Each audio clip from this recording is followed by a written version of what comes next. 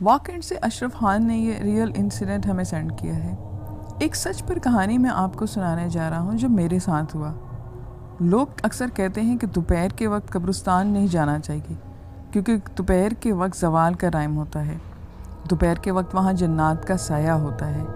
ہمارے بڑے بزرگ کہتے ہیں کہ دوپہر کے وقت قبرستان جانا منع ہے، عصر کے بعد جا سکتے ہیں، لیکن میں اس بات کو کبھی نہیں مانتا تھا کہ جنات کا سایہ ہوتا ہے۔ میں یہ بھی نہیں مانتا تھا کہ جن ہوتے ہیں۔ ایک دن سوچا کہ آج دوپہر کے وقت ہی چلتا ہوں، تو میں قبرستان کی طرف چل پڑا۔ گرمی بھی بہت زیادہ تھی۔ وہاں جا کر تو پہلے میں قبروں پر پانی ڈالنے لگا۔ پانی ڈالنے کے بعد میں تھوڑا تھک گیا۔ گرمی کی وجہ سے میں نے سوچا کہ چلو کچھ دیر درختوں کے چھائے میں بیٹھ کر سانس لے لوں، پھر دعا کرتا ہوں۔ ابھی مجھ کو بیٹھے 1 منٹ بھی نہیں ہوا تھا کہ میرے کانوں میں ایک عجیب سی آواز آئی۔ پہلے تو میں اس پر توجہ نہ دی، لیکن آواز پھر آئی۔ وہ آواز کسی مرد کی تھی، جیسے کوئی بہت اذیت میں ہو۔ میں کچھ سہم گیا اور پھر اس خیال کو دماغ سے نکال کر دعا کرنے کے لیے چلنے لگا۔ میں قبر پر دعا کرنے لگا۔ میری عادت تھی جب میں دعا کرتا تھا تو جوتے اتار دیتا تھا، اور ایک طرف ابھی میں نے دعا کے لیے ہاتھ اٹھائے ہی ہوئے ہوں گے کہ وہ آواز پھر اونچی آواز میں مجھے سنائی دی۔ اب میں اس قدر ڈر گیا کہ میرے پسینے چھوٹنے لگے۔ میں اپنی دعا جاری رکھی۔ قبرستان کے چاروں طرف 4 دیواری تھی۔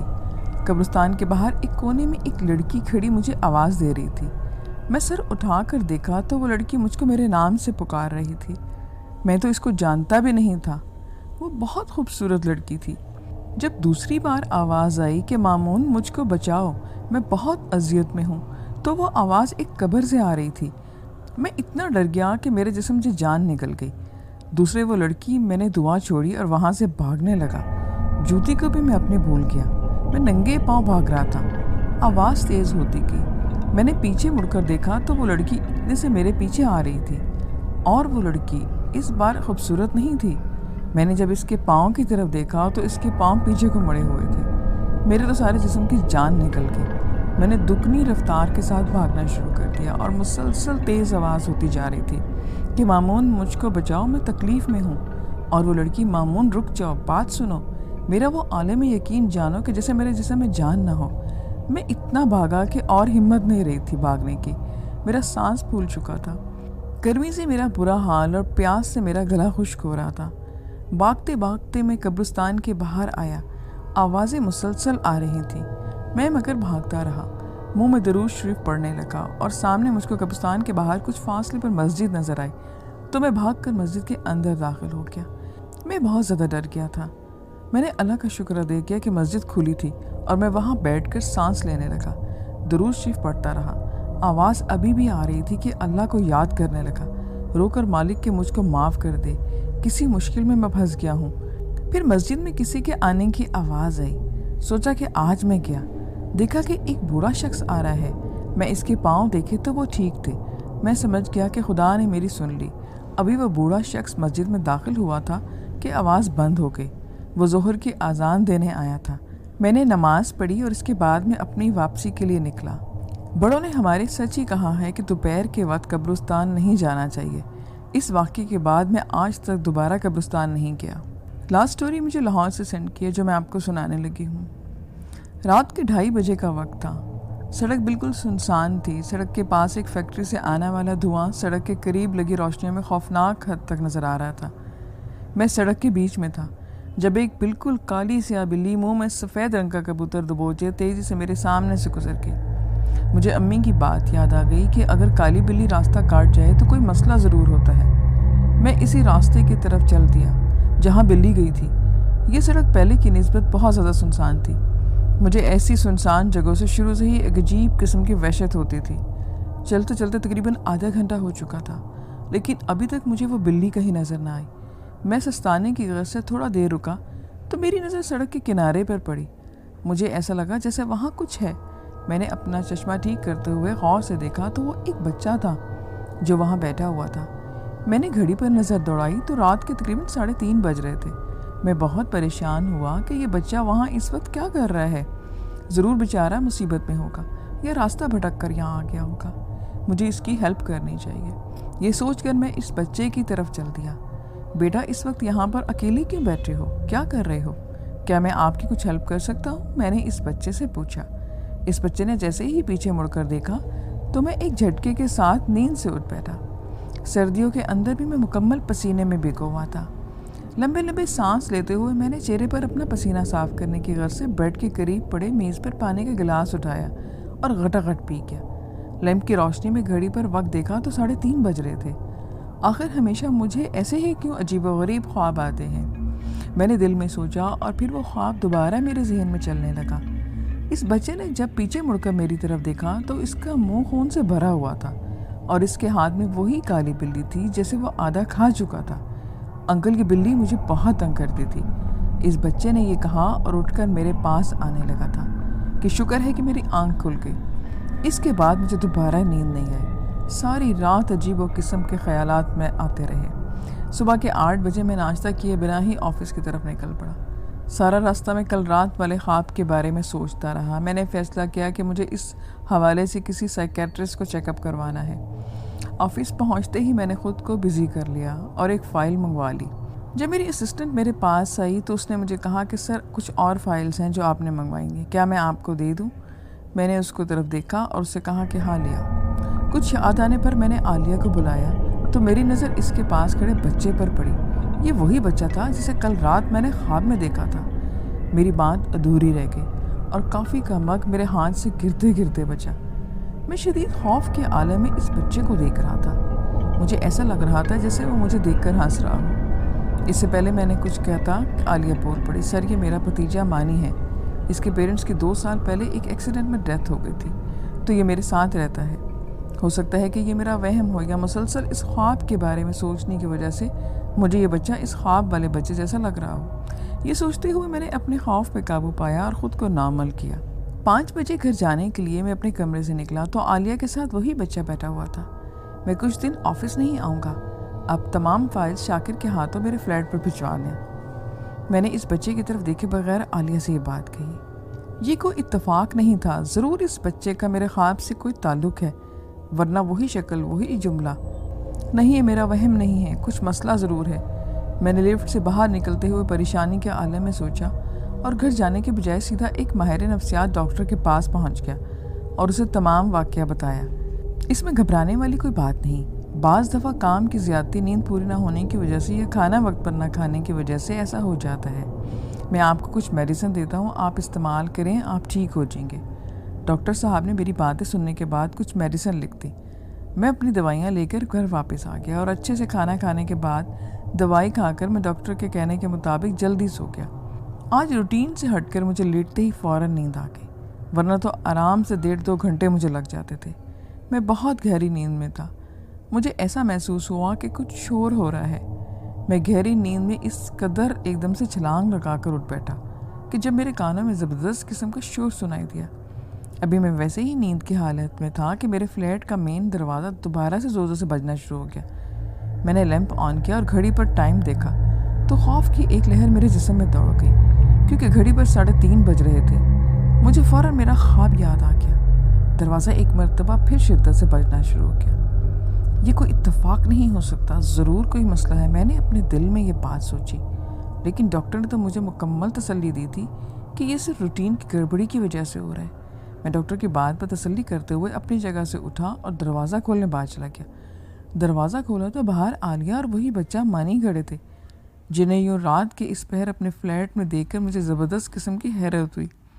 مانی کے ہاتھ میں وہی کھلونا تھا جس کا سر اس نے شام کے وقت دفتر میں توڑ دیا تھا، لیکن اب وہ کھلونا بالکل ٹھیک تھا، سر بھی اس کا لگا ہوا تھا۔ باہر بہت تیز بارش ہو رہی تھی، بار بار بجلی چمک رہی تھی اور بادل گرج رہے تھے۔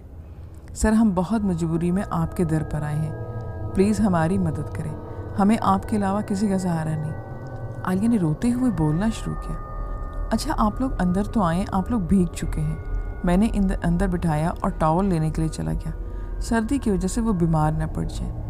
ٹاول دینے کی تھوڑی دیر بعد میری نظر مانی پر پڑی تو وہ مسلسل میری طرف دیکھ کر ہنسے جا رہا تھا۔ مجھے اس کی مسکراہٹ سے عجیب بے چینی ہو رہی تھی۔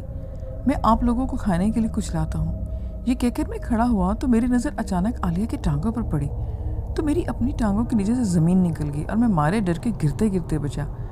आलिया की टांगें बिल्कुल उल्टी और खौफनाक थी, जैसे चुड़ैलों की होती हैं। मैं बड़ी मुश्किल से अपने डर को कंट्रोल करते हुए किचन के बजाय अपने रूम में आ गया और दरवाजे को अंदर से मैंने लॉक कर लिया। मोबाइल उठाकर मैंने पुलिस का नंबर डायल किया। तीसरी ही बेल पर मेरी कॉल अटेंड की गई और मैंने जल्दी से अपनी धड़कन को कंट्रोल किया और बड़ी मुश्किल से आवाज़ में कहा कि मेरे घर में कोई अजीब और गरीब किस्म की मखलूक आ चुकी है, जिसकी टांगें उल्टी और खौफनाक है। जब मैंने अपनी बात कंप्लीट की तो आगे से जवाब सुनकर मोबाइल मेरे हाथों से नीचे जा गिरा। मैं डरकर बेड पर जा पड़ा। फ़ोन पुलिस के बजाय आलिया की आवाज़ थी, जो कह रही थी कि मैं चुड़ैल हूँ सर, और इस वक्त मुझे महसूस हुआ कि कोई मेरे बिल्कुल पीछे है। मैंने डरते डरते पीछे मुड़कर देखा तो खून सी भरी कैंची मेरे हाथ में थी। बिल्कुल इसी वक्त डॉक्टर कमरे में आया। मैंने चुड़ैल की तरफ देखा तो मुझे अपनी आंखों पर यकीन नहीं आया, क्योंकि अब वहाँ चुड़ैल के बजाय नर्स की खून में लथपथ पड़ी लाश थी। डॉक्टर, मैंने इसे नहीं मारा, ये चुड़ैल थी, नर्स नहीं, मुझे मारने आई थी। मैंने डॉक्टर को देखते इसकी वजाहत की, जो यकीनन अब बेसुध था। डॉक्टर ने सिक्योरिटी के एहलकारों को बुलाया, जिन्होंने मुझे पागल समझते हुए पकड़कर काबू में किया, और डॉक्टर को जल्दी जल्दी मुझे इंजेक्शन लगाना पड़ा, जिसके साथ ही मेरी आंखों के सामने अंधेरा छाता गया और मैं एकदम से बेहोश हो गया। जब मुझे होश आया तो मैंने खुद को पहले के बजाय किसी और कमरे में पाया। अब तक मैं गनूदगी के आलम में था। मैंने उठने की कोशिश की, लेकिन मुझसे हिला तक न गया। मैंने शायद शदीद कमज़ोरी की वजह से ऐसा महसूस कर रहा था, लेकिन जब मैंने गौर किया तो मेरे दोनों हाथ और पाँव स्ट्रेचर के दोनों तरफ बंधे हुए थे। कमरे का दरवाज़ा खुला और इसी डॉक्टर के साथ चंद पुलिस एहलकार भी अंदर आए। डॉक्टर और पुलिस वालों के अलावा एक ऑफिसर ने आपस में कोई बात की। उस ऑफिसर के अलावा बाकी सब बाहर चले गए। ऑफिसर, मैंने इस नर्स को नहीं मारा। आप शायद मुझे पागल समझे, लेकिन वो नर्स नहीं थी बल्कि चुड़ैल थी, जो मुझे मारना चाहती थी। वो मेरे ऑफिस में भी काम करती थी। आप मेरे ऑफिस से आलिया नामी लड़की को गिरफ्तार करें, आपको सब कुछ समझ आ जाएगी। मैंने खुद को नॉर्मल रखने की कोशिश करते हुए पुलिस वाले को सारी डिटेल्स बताई, लेकिन इसके बावजूद मेरी बुड़बुड़ाहट वाज़ेह तौर पर नजर आई थी। तकरीबन 2 घंटे तक पुलिस वाला मुझसे डिफरेंट किस्म की बातें करता रहा और वो सवाल पूछता रहा। इसके बाद वो चला गया। मेरी थोड़ी ढहारस बंदी कि आलिया को गिरफ्तार करते ही सारी गुत्थी सुलझ जाएगी और मुझे इस ज़हनी नफसियाती जिस्मानी अज़े से छुटकारा मिलेगा। तकरीबन 1.5 घंटे के बाद पुलिस ऑफिसर दोबारा आया। अच्छा, तो आलिया कितने अरसे से तुम्हारे ऑफिस में पर्सनल असिस्टेंट के तौर पर काम कर रही थी? उस ऑफिसर ने ये बात मुझसे पूछी। तकरीबन 6 महीने से ज़्यादा अरसा हो गया है उसे मेरे दफ्तर में मेरे साथ काम करते हुए। अभी थोड़ी देर पहले तो आपको मैंने सारी डिटेल बताई थी, आप दोबारा क्यों पूछ रहे हैं? और आलिया कहाँ है? मैंने परेशानी के आले में पुलिस ऑफिसर से ये बात पूछी। आप खुद पागल हैं या हमें पागल बनाने की कोशिश कर रहे हैं? ऑफिसर अब मुझ पर चिल्लाया। अब की बार इसके लहजे में बहुत करख्तगी थी। क्या मतलब है आपका ऑफिसर? मेरा ये मतलब है कि आपके दफ्तर में आलिया नाम की कोई भी लड़की काम नहीं करती और आपकी पर्सनल असिस्टेंट की सीट पर पिछले 6 महीने से वो खाली है। ना सिर्फ ये कि बल्कि आपके ऑफिस के स्टाफ के मुताबिक आप पिछले कई अरसे से बहुत अजीब किस्म की हरकतें भी कर रहे हैं। अपने ऑफिस के कमरे में खुद से बातें करते पाए जाते हैं, असिस्टेंट के टेबल पर रोज़ाना खुद से बातें करते हैं, और आपके दफ्तर और घर में नशे की गोलियां भी पाई गई हैं। मैं मुंह खोले सकते कि आलम में पुलिस ऑफिसर की बातें सुन रहा था और मेरे जहन के किसी कोने में ये ख्याल आया कि शायद ये पुलिस वाला मुझसे कोई घुनाना किस्म का मजाक कर रहा है या मैं कोई ख्वाब देख रहा हूँ। लेकिन इस वक्त मुझे शदीद हैरानी का झटका लगा जब पुलिस वाले ने मुझे CCTV की वीडियो दिखाई, जिसमें मैंने रोज़ाना आलिया के टेबल पे पास खड़ा आलिया से बातें करता था, लेकिन अब वीडियो में कहीं पे भी आलिया का नाम निशान तक ना था। इसके बाद अगले कई मिनट तक पुलिस वाला मुझसे पता नहीं कुछ कहता रहा, लेकिन मेरा दिमाग मुकम्मल तौर पे माऊँ हो चुका था। मुझे पुलिस वाले की कोई भी बात समझ नहीं आ रही थी। एक मर्तबा फिर मेरी आंखों के सामने सब कुछ धुंधला हो गया और थोड़ी देर के बाद हर तरफ तारीकी छा गई। आज आपको अदालत में पेश किया जाएगा, डॉक्टर ने मेरी रिपोर्ट चेक करते हुए मुझे बताया। सुल्तान साहब, मैंने ऐसा कुछ केस पहले कभी नहीं देखा। मैं आपको एक मशवरा दे रहा हूँ कि अदालत में आपका वकील जो कुछ भी आपसे पूछे आपने यही जवाब देने हैं। डॉक्टर ने मुझे मुकम्मल तफसील से सारी डिटेल से निपटने का तरीका समझाया। तो क्या आप ये चाहते हैं कि मैं अदालत में ये कबूल करूं कि मैं पागल हूं? मैंने बेचारगी सी के डॉक्टर से ये बात की। आपके ऊपर कत्ल का मुकदमा चल रहा है। अगर आप ये सब कुछ नहीं करते तो आपको 25-30 साल की कैद होगी या हो सकता है कि फांसी दे दी जाए। لیکن اس طریقے سے آپ کو عدالت کسی پاگل خانے بھیج دے گی جہاں پر کم از کم آپ جیل کی 1000 گنا بہتر زندگی گزار سکیں گے۔ لیکن ڈاکٹر میں پاگل ہرگز نہیں ہوں، یہ سب کچھ مجھے نظر آتا ہے، مجھے ایسے ڈرانے قسم کے خواب آتے ہیں، مجھے عجیب و غریب چیزیں نظر آتی ہیں۔ میں نے روتے ہوئے ڈاکٹر سے کہا، آپ کو عدالت جانے کا وقت ہو چکا ہے۔ چند پولیس کے اہلکار کمرے میں آئے اور اسٹریچر سے بندھے ہوئے میرے دونوں ہاتھ اور پاؤں کھول گئے۔ ہتھکڑیاں لگا کر مجھے ہاسپٹل کے کمرے سے باہر پولیس کی گاڑی تک لایا گیا۔ عدالت پہنچنے کے 1 گھنٹے بعد میرے کیس کی کارروائی شروع ہو گئی۔ تمام وجوہات اور اپنے وکیل کے کہنے کے مطابق میں نے جواب دیا۔ تقریباً 1.5 مہینے تک میرا کیس ایسے چلتا رہا اور بالآخر نفسیاتی مریض تصور کرتے ہوئے عدالت نے مجھے ایک پاگل خانے میں داخل کرنے کا حکم دے دیا۔ وقت اسی طرح سے گزرتا رہا اور پتہ بھی نہ چلا کہ 5 سال کیسے گزر گئے اور باقی میرے علاج کے فقط 2 ہفتے رہ گئے تھے۔ عدالت پہلے ہی میرے قتل کو میرے پاگل پن کی وجہ سے قرار دے کر مجھے علاج مکمل ہونے کے بعد رہا کرنے کا حکم دے چکی تھی۔ اس 5 سال کے عرصے کے دوران میں نے اپنی زندگی میں بہت کچھ سیکھا۔ آج میرے جانے کا دن تھا، جہاں مجھے جانے کی خوشی تھی وہیں ان چند دوستوں کے ان حالات کا دکھ بھی دکھ تھا، کیونکہ صرف میں ہی ان کے دکھ کو سمجھ سکتا تھا۔ میں نے خود سے وعدہ کیا کہ ہاسپٹل سے نکلتے ہی میں ان تمام لوگوں کے حق کے لیے، ان کی آزادی کے لیے لڑوں گا۔ ہاسپٹل کے پورے سٹاف سے ملنے کے بعد میں جانے کے لیے سیڑھیوں کی طرف چل پڑا۔ سیڑھیوں کے پاس پہنچ کے میں نے ایک دفعہ پھر تمام لوگوں کو پیچھے مڑ کر دیکھا اور جذبات پر میں اپنے قابو نہ رکھ سکا، میرے آنسو بہنا شروع ہو گئے۔